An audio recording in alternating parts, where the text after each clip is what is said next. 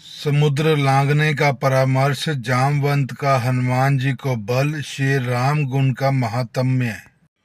मैं देखियो तुम नाहि गीदे दृष्टि अपार, बूढ़ भयो ना तय करते हो कछु सहाय तुम्हार। मैं उन्हें देख रहा हूँ, तुम नहीं देख सकते, क्योंकि गीध की दृष्टि अपार होती है, बहुत दूर तक जाती है। क्या करूँ, मैं बूढ़ा हो गया, नहीं तो तुम्हारी कुछ तो सहायता अवश्य करता। जो नाई सत जो जन सागर, करई सो राम काज अति नाग आगर। मोहि विलोकि धर्यो मन धीरा, राम कृपा कस भयो शरीरा। जो 100 योजन 400 कोस समुद्र लांघ सकेगा, वही बुद्धि निदान होगा, वही श्री राम जी का कार्य कर सकेगा। निराश होकर घबराओ मत, मुझे देखकर मन में धीरज धरो। देखो, श्री राम जी की कृपा से देखते ही देखते मेरा शरीर कैसा हो गया। बिना पांख का बेहाल था, पांख उगने से सुंदर हो गया। पापियो जाकर नाम सुमरिहि, अति अपार भवसागर तरहि। दास दूत तुम तजी कदराई, राम हृदय करियो उपाई। पापी भी जिनका नाम स्मरण करके अत्यंत पार भवसागर के से तर जाते हैं, तुम उनके दूत हो। अतः कायरता छोड़कर श्री राम जी को हृदय में धारण करके उपाय करो। अस कई गरुड़ गीध जब गयो, तिनके मन अति विषम्य भयो। निज निज बल सब काहू भाषा, पार जाई कर संशय राखा। कागभुसुंडी जी कहते हैं, हे गरुड़ जी, इस प्रकार कहकर जब गीत चला गया, तब उन वानरों के मन में अत्यंत विस्मय हुआ। सब किसी ने अपना अपना बल कहा, पर समुद्र को पार जाने में सभी ने संदेह प्रकट किया। जरठ भयो अब कयो रिछेसा, नहीं तन रहा प्रथम बल लेसा। जबी त्रिव्यकम भय खरारी, तब मैं तरुण रहे बल भारी।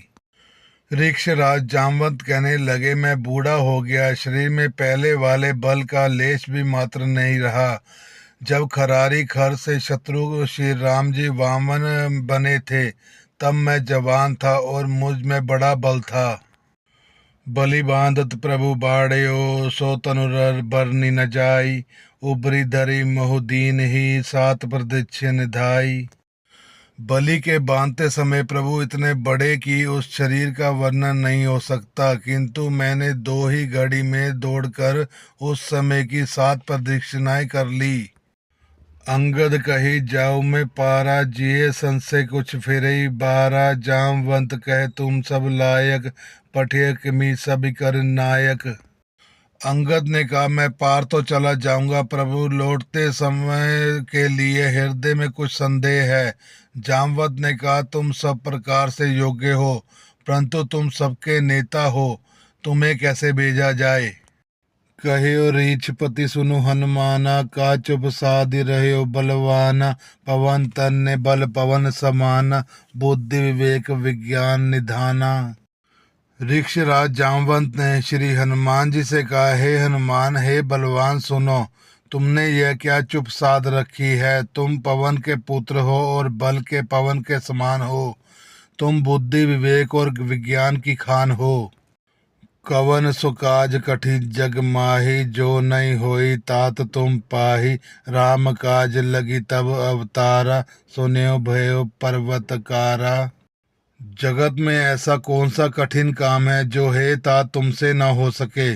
श्री राम जी के कार्य के लिए ही तो तुम्हारा अवतार हुआ है। यह सुनते ही हनुमान जी पर्वत के आकार के अत्यंत विशालकाय हो गए। कनक बरन तन तेज विराजा, मानो अपर गिरे कर राजा। सिंह नाद कर बारह बारह, लीलय नाद जल निधिकारा।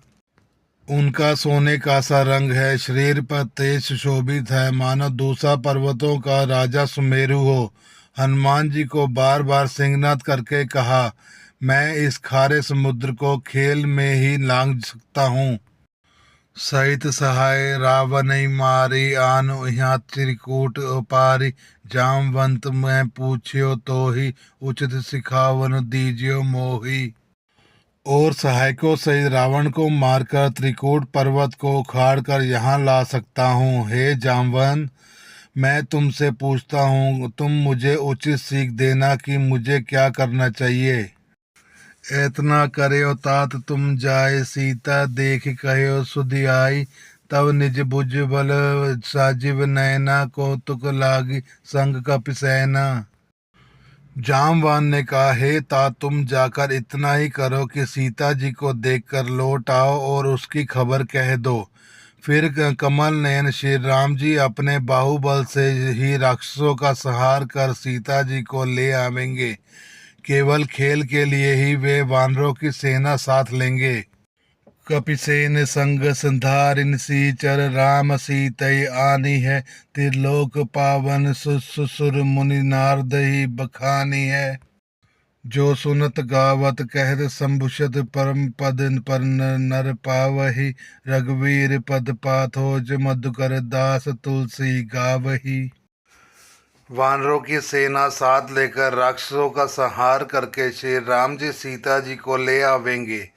तब देवता और नारद आदि सभी मुनि भगवान के तीनों लोकों को पवित्र करने वाले सुंदर यश का बखान करेंगे, जिसे सुनने, गाने, कहने और समझने से मनुष्य परम पद पाते हैं, और जिसे श्री रघुवीर के चरण कमल का मधुकर भ्रमर तुलसीदास गाता है। भव भेषज रघुनाथ जसु, सुनि जे नर और नारी। तिन कर सकल मनोरथ, सिद्ध करे त्रिसरारी। श्री रघुवीर का यश भव जन्म मरण रूपी रोग की अचूक दवा है। जो पुरुष और स्त्री इसे सुनेंगे, त्रिशरा के शत्रु श्री राम जी उसके सब मनोरथों को सिद्ध करेंगे। नीलो तत्पन स्तन श्याम, काम कोटि शोभा अधिक। सुन्यो तासु गुण ग्राम, जासु नाम अध खग बादिक। जिनका नीले कमल के समान श्याम शरीर है, जिनकी शोभा करोड़ों कामदेवों से भी अधिक है, और जिनका नाम पाप रूपी पक्षियों को मारने के लिए बधिक व्याधा के समान है, उन श्री राम जी के गुण समूह लीला को अवश्य सुनना चाहिए। मास प्रायण 23वां विश्राम। इति श्रीमद् मानचरित मानसे सकल कलिश विध्वंसने चतुर्सोपान समाप्त। कलयुग के समस्त पापों के नाश करने वाले श्री रामचरितमानस का यह चौथा सोपान समाप्त हुआ। किष्किंधा कांड समाप्त।